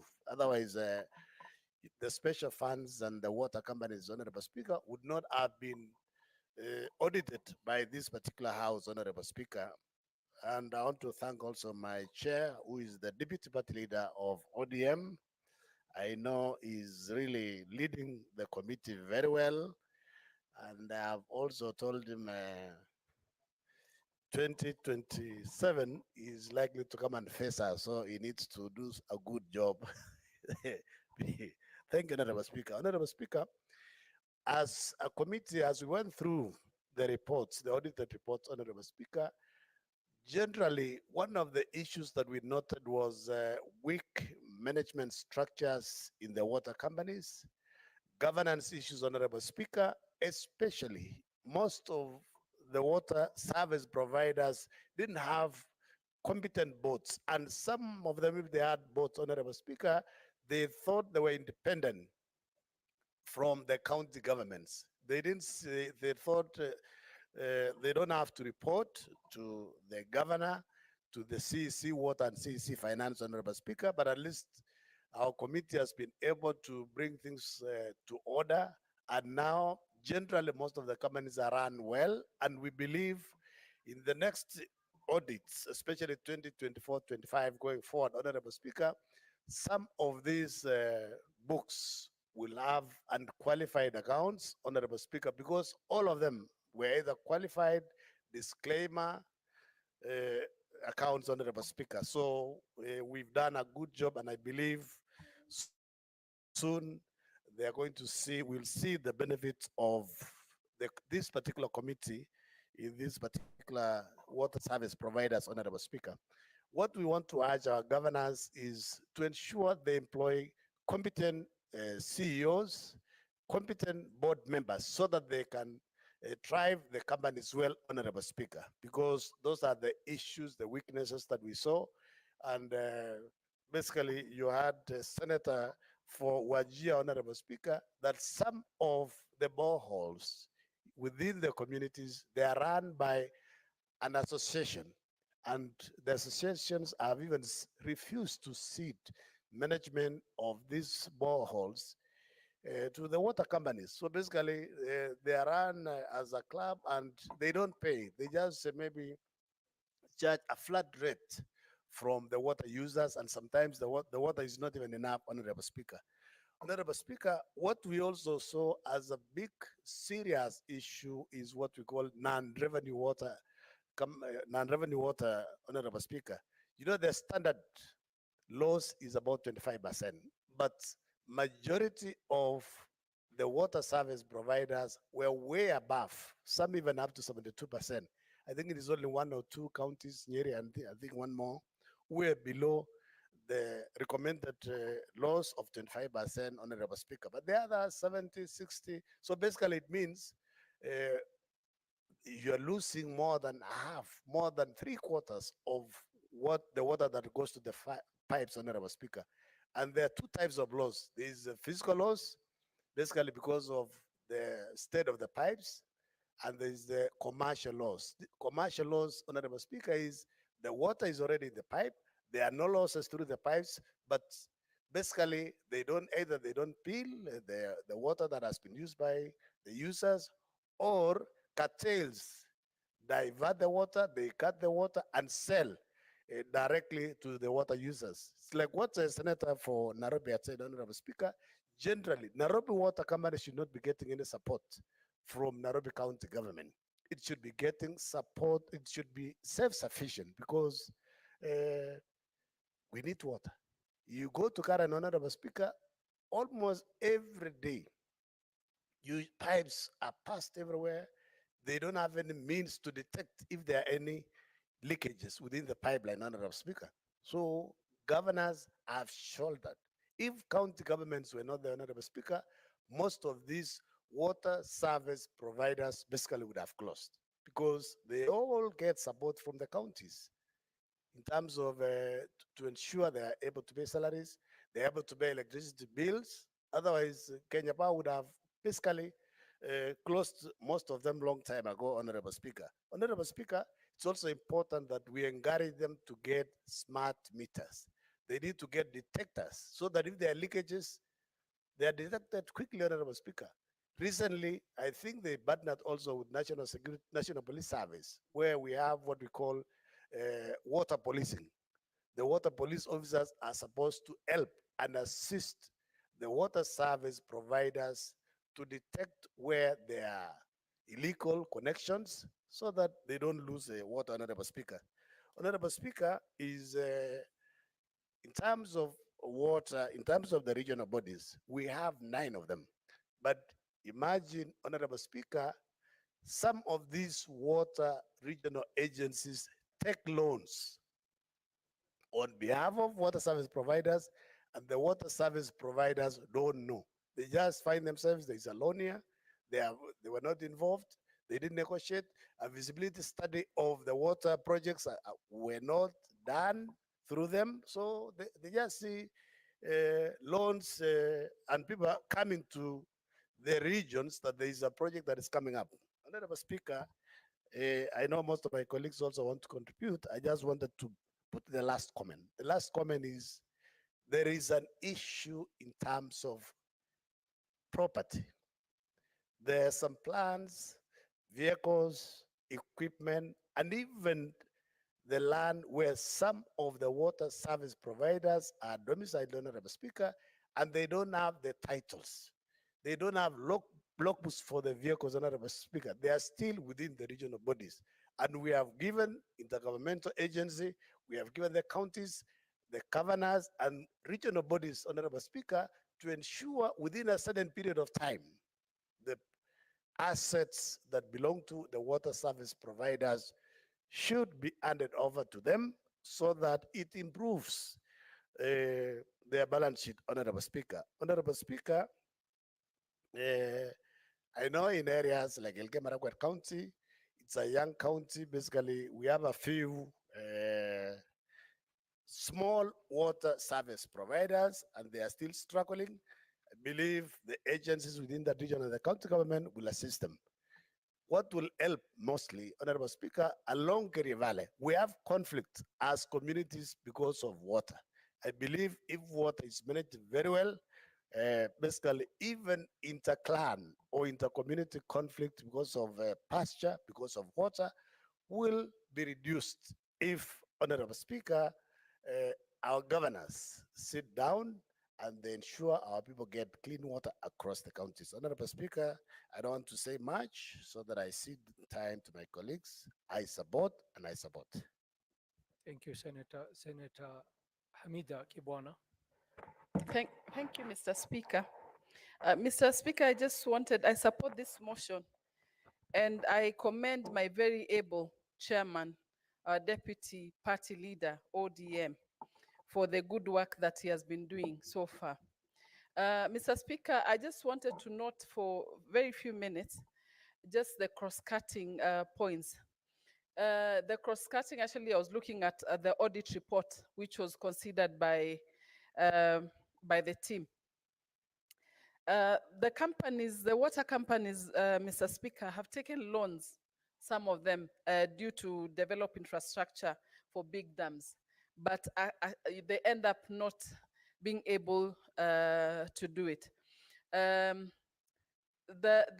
big dams that, the funding was, they got the funds for the big dams, but then they did not consult actually the counties. So you may find that they expect the counties to pay for the services, but then the issue also is the last mile connectivity that has not been developed actually when doing a large dam.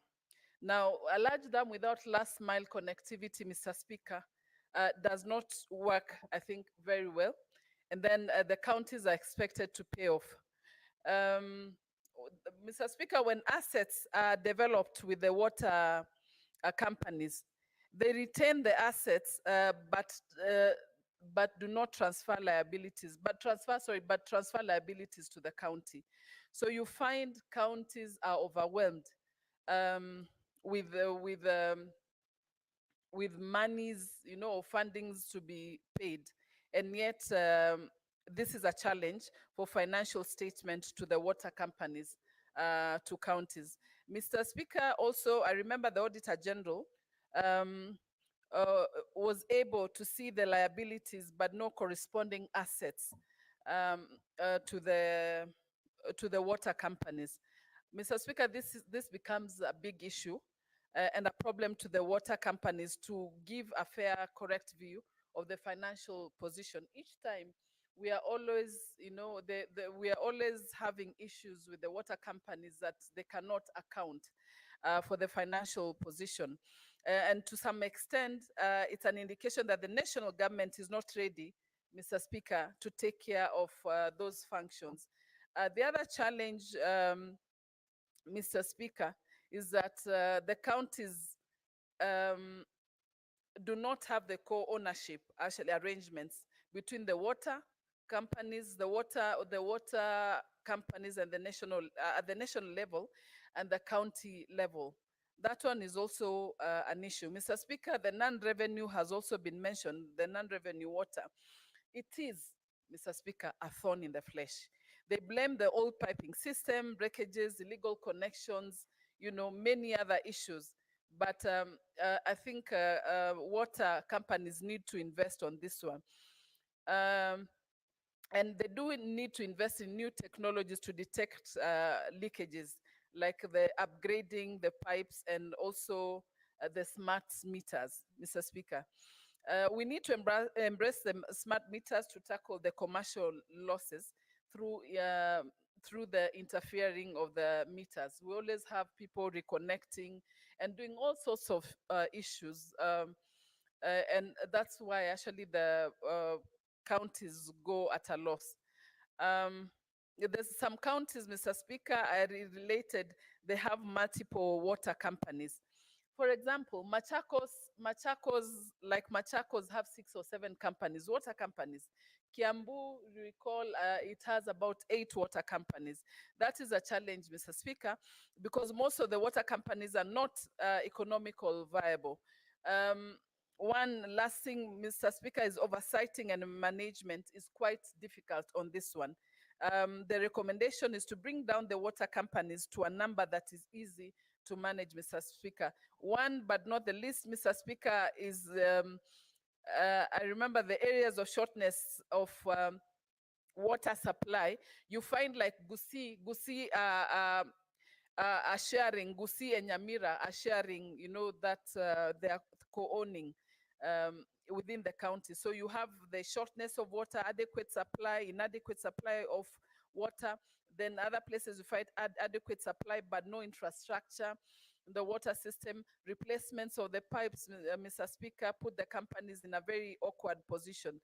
Now, my last kick, Mr. Speaker, is that the committee, I remember, recommended that to decluster such arrangements so that each county to have its own service provider. Mr. Speaker, I know someone else needs to speak, so I want to yield my time for him. Thank you, Mr. Speaker. Senator Hilary Sigay. Thank you, Mr. Speaker. And I want to appreciate Senator Hamida for according me the remaining 10 minutes or so of the session, Mr. Speaker, so that I also comment on the motion. And I want to also appreciate the chairperson of this committee, the Honorable Senator Osotsi, for a job well done. The reports which we've gone through for the period 2019, 2020, and 2021, Mr. Speaker, where as I listened to him tabling the report, they had to deal with over 89 water companies across the various counties that they had to subject it to the level that they had the report. I want to appreciate the chairperson for leading the team and for the recommendations that they have given to this House towards the management of this water resource. Mr. Speaker, it said that one can live without love, but one cannot without water. And you only can appreciate and understand the value of water when the taps are dry. This report, Mr. Speaker, has highlighted several shortcomings in the management of various water companies and also the consequences of such lapses. Where we have gotten the reports, Mr. Speaker, Amatsi, Kisumu, Kwale, Nyeri, Gusii, Bomet, and in all these reports, they have identified a common thread of the challenges that some of these companies have in their management. And I will highlight a few, Mr. Speaker, particularly which have zeroed in towards the consequences of poor management of water companies. In terms of the aspects that they have identified, for instance, in areas where we have got unsupported property in terms of land, in terms of equipment, in terms of unreported or unregistered ownership to the properties leads to poor management style and designs. And in terms of reporting, most of these companies have indicated the fact that resources in terms of funds allocated always are lost, especially where management and governance of these companies limits the reporting and loss of funds to sometimes acquisition of those particular properties. Number two, Mr. Speaker, in the aspect of some of these companies in their previous management or governance, particularly in one in the audit report of 2019, which the Honorable Chairman ran us through, companies that had previously borrowed loans for purposes of running the affairs of their water companies, and in the course of transition have failed to be properly audited and disclosed, have led to areas of pilferages of public resources. And in terms of the recommendations that they have made, if only most of these companies in their respective counties comply with implementation of those recommendations, we will end up getting the appropriate management style that will lead to support of the companies and also service provision to the public. Mr. Speaker, particular interest which I've picked from the report of the year 2019, 2020, and 2021 are continuous unresolved queries which have been raised. You find, Mr. Speaker, that in the year 2019, a concern has been raised with regards to, for example, inherited loans or inherited unremitted funds which have been deducted from employees for purposes of remitting as statutory deductions. That has gone from 2019, 2020, and 2021 as per this particular report. For instance, in the county of Bomet, the unremitted deductions for the period 2019 to the staff pension lab trust fund was at 12 million in 2019, 19 million in 2020, and 30 million in 2021.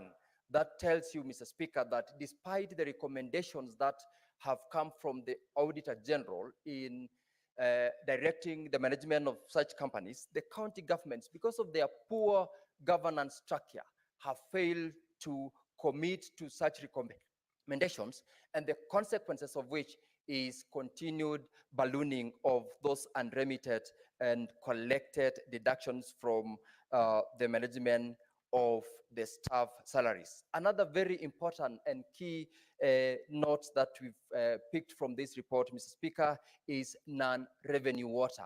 You notice that out of all these reports, the rate at which the companies have lost on this non-revenue water is because of either unmetering of the water or even an intentional decision that the management of those companies take to get an avenue for corruption. Mr. Speaker, the regulations allows up to 25% losses. In these reports, Mr. Speaker, for the 3 financial years, I have noticed that in Bomet County, for instance, in 2019, the losses where we produce over 4.6 million cubic meters, we can only account for 2.1 million cubic meters. We have a loss of 53%. Senator Sigay, when we resume this debate, you will have a remaining time of 14 minutes. Honorable Senators, it is now 1 p.m. Time to adjourn the Senate. The Senate therefore stands adjourned until later today, Wednesday, 23rd October 2024 at 2:30 p.m.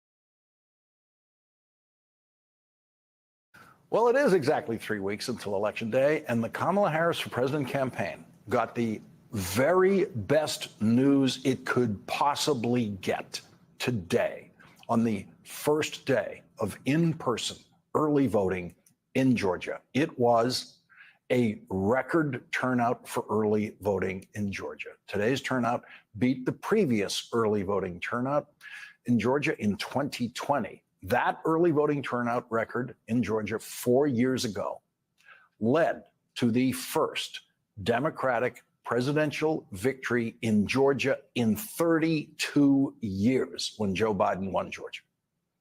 Congressman Maxwell